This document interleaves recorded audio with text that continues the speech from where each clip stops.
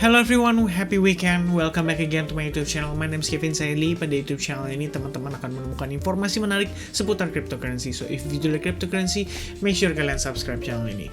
Anyway teman-teman, di video update kali ini kita akan ngebahas tentang kondisi terkini untuk XRP. Jadi sebetulnya kalau secara fundamental shifting itu nggak terlalu banyak yang terupdate teman-teman ya terkait dengan XRP.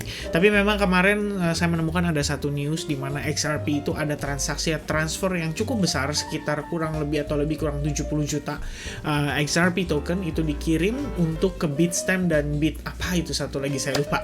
Katanya sih untuk memprovide on demand liquidity, but we still don't know yet apakah koin itu akan digunakan untuk transaksi yang cukup besar dan signifikan ya. But in the end kita ngelihat XRP sendiri mendapatkan nice rebound ya untuk potensi pergerakan saat ini sebenarnya sedikit banyak juga dipengaruhi oleh Bitcoin. So, untuk lengkapnya seperti apa, kita akan cek technical analysisnya. First, saya akan start dari time frame weekly.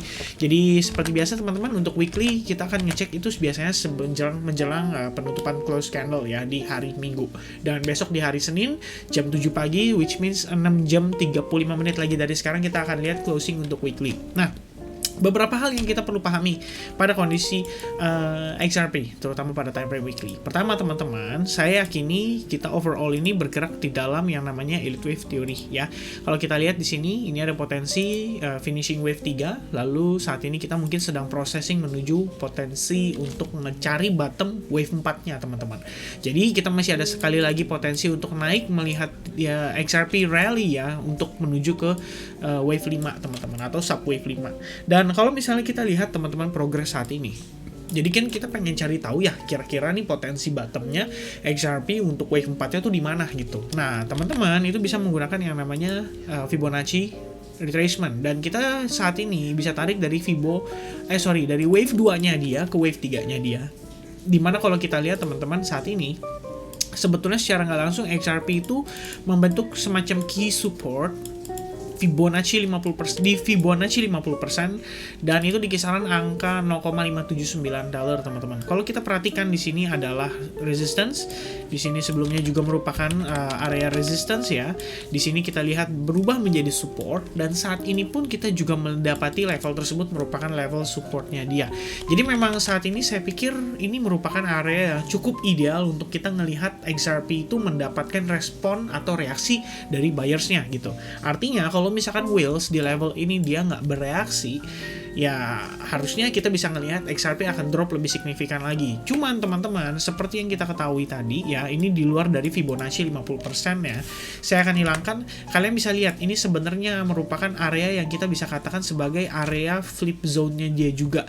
Jadi kalau misalnya XRP jatuh di bawah level ini untuk time frame weekly teman-teman, XRP bakal tertekan kembali dan ini harusnya impact-nya cukup parah. Karena kalau saya extend sedikit si key support resistance ini, kalian bisa lihat sebelumnya ini merupakan resistance dari pergerakan di kisaran 17 September sampai kisaran 8 Oktober 2018. Lalu setelah kita drop dari sini teman-teman, sebenarnya kita ngelihat XRP itu benar-benar bermain di bawah level tersebut ya.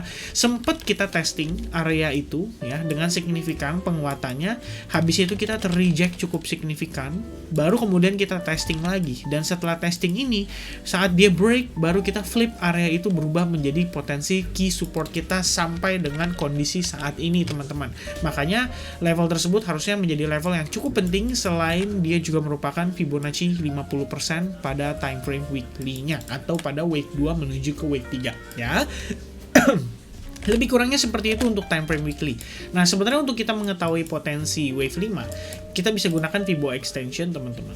Dan kita bisa tarik dari Fibo 1-nya ke potensi pullback-nya dia. Nah, untuk beberapa level yang mungkin divisit oleh wave 5 sendiri itu mungkin antara $2,48 sampai kisaran $3,75, dan ini kalau misalkan pergerakannya sangat impulsif, which means XRP challenge-nya adalah break dari area highest point pada kisaran 12 April lalu teman-teman ya.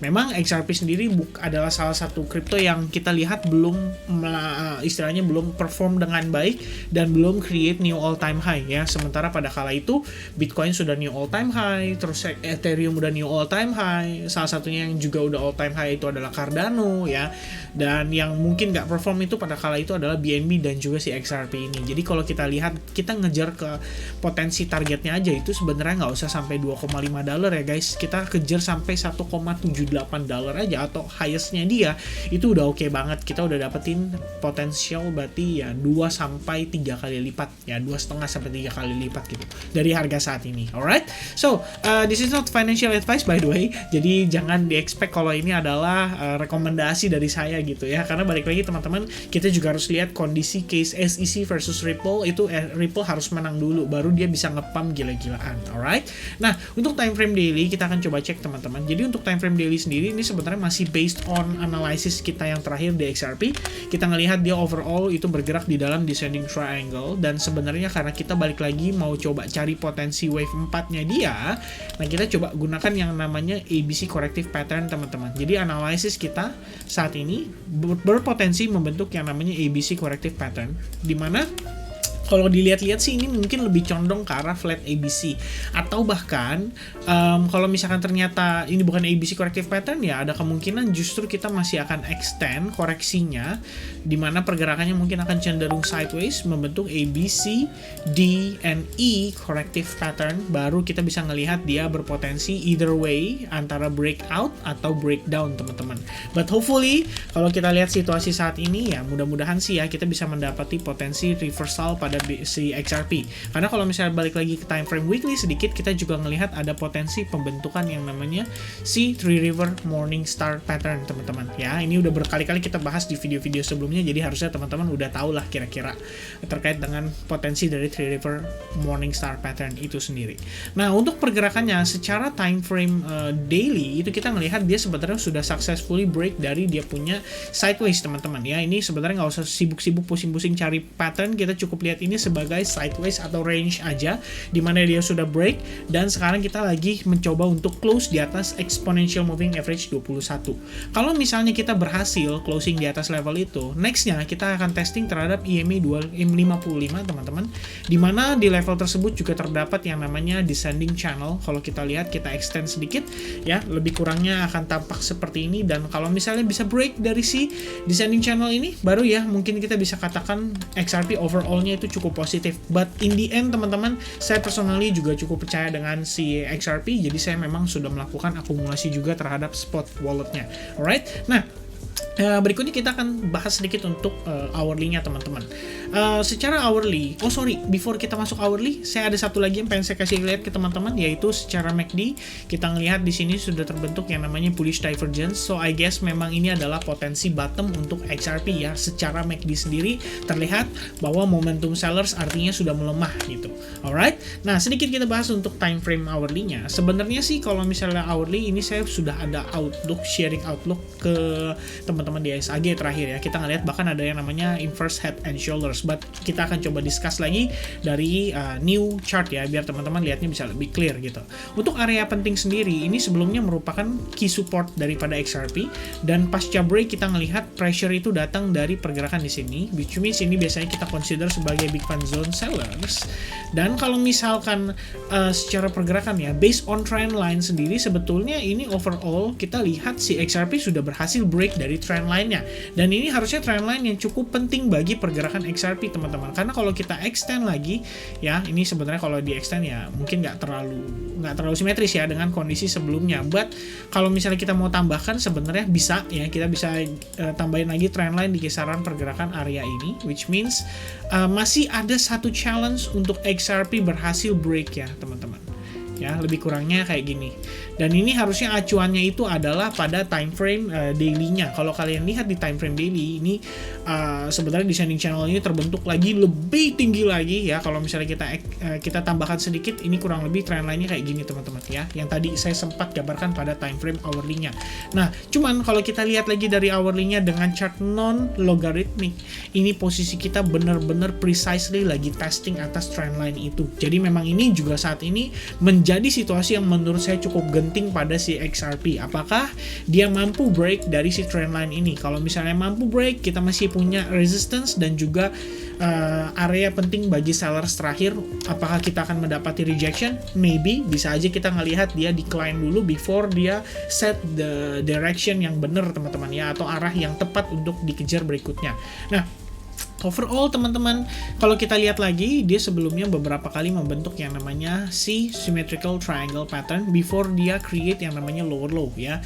Begitu pula terjadi di sini ya, dia terbentuk yang namanya symmetrical triangle pattern, dan terakhir pun sama teman-teman, kita ngelihat dia membentuk semacam symmetrical triangle pattern. But dari 3 symmetrical triangle pattern ini, yang terakhir itu kita malah break ke arah atas. Jadi memang kita ngelihat saat ini slightly different dibandingkan dengan kondisi sebelumnya. Dan kalau misalnya teman-teman perhatikan, kita bisa gunakan juga Fibonacci retracement ya, kita tarik dari swing high terakhirnya menuju ke swing low-nya, dan kita dapati saat ini kita sedang testing terhadap Fibo 50%-nya dia teman-teman. Nah, the question is, apakah si XRP ini possible untuk break dari level itu? Kalaupun break, kita masih punya confluence of Fibonacci disertai dengan key support atau key resistance dari pergerakan sebelumnya, dan itu berada di kisaran 0,708 $, ya. Ini based on key support, dan juga Fibonacci golden ratio atau Fibo 61,8%. But teman-teman perhatikan, kalau bisa break dari trendline ini harusnya cukup positif bagi XRP, dan dia bisa mendapatkan bullish momentum kembali untuk mendorong harga lebih tinggi lagi ya. Karena sebelumnya kita ngelihat dia juga di sini terbentuk yang namanya rectangle teman-teman ya. Jadi kalian bisa consider ini as a potential rectangle based on time frame 1 jam. Kita bisa lihat clearly ini adalah bullish rectangle. Jadi kalau teman-teman search di Google ya, kalian bisa cari yang namanya bullish rectangle chart pattern. Ini sudah sempat saya share juga tadi di Telegram. Jadi teman-teman Telegram harusnya juga tahu ya, dimana ini nggak hanya pada si XRP tapi juga terjadi pada kondisi Bitcoin saat ini teman-teman. Nah, lebih kurangnya terdapat yang namanya bullish rectangle. Nah, detailnya seperti apa nanti kita bahas di update untuk video Bitcoin ya.